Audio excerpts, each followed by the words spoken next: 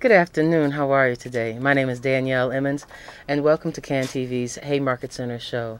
I'm glad to be here today, and today is our actual season finale. Today, our guest is Mr. Isaac Paul Austin from the Family Enrichment Program at Haymarket Center. How are you today, Isaac? I'm doing excellent. Great, great. Let's take care of some housekeeping. In the event that you want to call in, our number here at the show, because this is a live show, is 312-738-1060. Again, our number is 312-738-1060. Haymarket Center, as you very well may know, is a substance abuse facility here in the Chicagoland area that has been serving the community for over 30 years. And if you or someone that you love needs assistance with substance abuse, please feel free to call our number at 312-226-7984. Again, 312-226-7984, and someone will be more than happy to help you. All right, Isaac. Today our conversation is about our Family Enrichment Program, a very special and unique program that we have at Haymarket Center. And Isaac is here to talk about it. Good afternoon. Good afternoon. So the Baum Family Enrichment Program. Yes, ma'am. Tell me about the program. The program is set to be a bridge.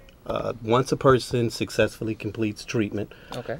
It is designed to be a bridge that helps an individual get readjusted and reinstituted back into society through gainful employment.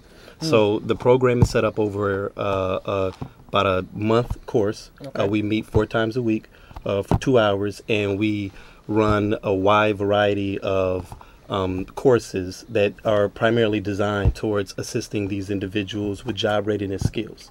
Okay, so you said after treatment. Yes, ma'am.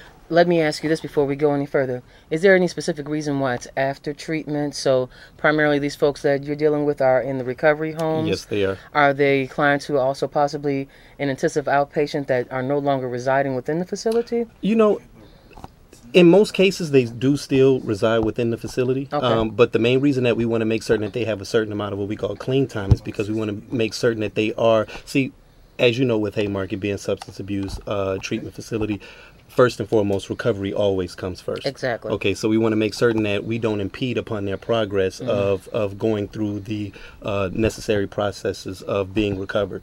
But once they finish treatment, we want to make certain that they can actually be reinstituted back into society through gainful employment. And so that's why normally it's around the 6-month period is when we'll start to take over at that point. And actually that's an excellent point too, because while they're in residential treatment programs, they're actually going to groups and meetings that will help enable them to be able to understand their disease of addiction and to go further in sobriety. So that's awesome that you guys wait a little bit until they're better able to make those next steps. Yes, ma'am. All right. So what type of classes do you all give?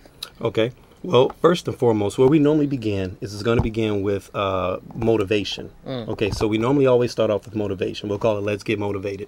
And typically, the reason that we'll do that is because what we end up realizing is that one of the biggest deficiencies that these people are experiencing is lack of motivation. So after we go through the motivation and helping them to understand that they can, in fact, get a job, because that's one of the biggest issues that we have to overcome is people feel like because they have so many barriers to employment that they don't believe that it's possible that they actually can be gainfully employed. Okay. So that's the first thing. And then, like I said, we're going to go through numerous topics. We'll address barriers to employment, how to reduce the barriers to employment. We'll also do the master application. A lot of times people need assistance with how to effectively complete an application. We're going to deal with interviewing techniques, how to write a resume effectively. We do something that's very gaps in employment. You know, Okay. you have to understand that a lot of times while people were suffering through their addictions, in many cases, they may have had a lot of time where they were not being employed. So we have to address how do you effectively account for that time that you were not employed. Then we'll do the art of interviewing, which is one of my favorite ones because that entire week we actually require our clients to dress up. So they're going to be in business attire, suits, ties, you know, hose, everything.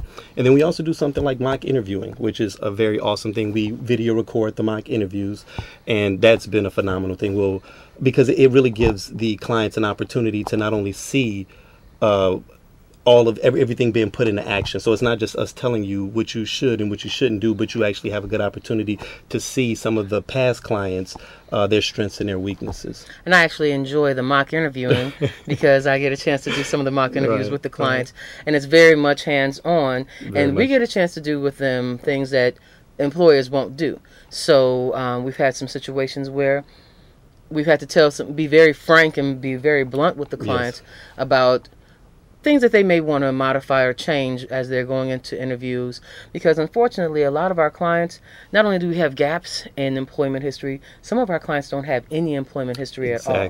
So it's just courageous, and I applaud them every time that they're even taking the step to go forth to do something that they've never done before. And with that being said, barriers, one of the opportunities that we do have at Haymarket Center is the GED program, because obviously, as we all know, lack of employment or underemployment is a barrier to education. So the GED program is offered. It's not through Family Enrichment, it's through our case management program, but it kind of goes hand in hand occasionally. Oftentimes, I'm sure a lot of your clients are in a GED program concurrently with the Family Enrichment program. That is correct. And really what it is that the first thing that we're going to have to do is attempt to address any barrier to employment. So of course education is a major one, but it could be a wide array of things. It could be transportation, it could be housing, it could be clothing. So we're going to need to first and foremost address all of these numerous areas to see to it that we are putting our best foot forward and assisting our clients in establishing gainful employment. Okay, you mentioned clothing, an excellent piece that we have, because let me say that the Family Enrichment Program is an awesome program, and they really do meet the clients at their needs. Thank you. Clothing. A lot of times people don't necessarily know how to dress for an interview, and in our situation we have clients who, even if they did know how to dress for an interview, maybe they don't have the clothes to dress for the interview. So through donations, oftentimes, clothes are donated, and shoes, even, everything for the clients to interview in.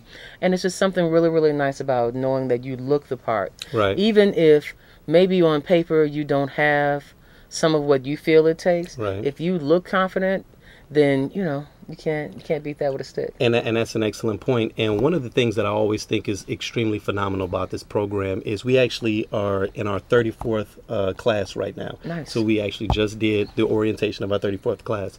What I always love is the first day when you get to see people that actually come in, and you can, like I said a moment ago, you see the lack of motivation and the trepidation and the timidity that they may show in many cases, because we're asking people to do homework, we're asking people to show up on time, and we're very diligent about this because we want it to mimic exactly how it is when you're applying for a position. And another thing that we stress very heavily that I forgot to mention a moment ago in our classes is retention. See, because as my program manager always says, it's not just about getting a job, it's about keeping a job. It's about maintaining that job. So that's why our program is probably a little bit longer. It's probably a little bit more in depth than some of the other programs that may be out there, because of the fact that we really want to walk people through these steps systematically to ensure that they actually will be able to maintain themselves. But the point that I wanted to make was that at the end of the 30-day period, you will be amazed at just how confident these people are. I mean, it never fails. With the moment that they put on the suits, and like you were saying, in terms of, it seems simplistic, but when a person puts on a suit, when they have on a business tie, or they're dressed properly, they stand so much taller. And that added knowledge, that added wisdom, that added confidence, it's probably more beneficial than anything that we could assist them with in terms of helping them to apply for jobs and actually obtain positions.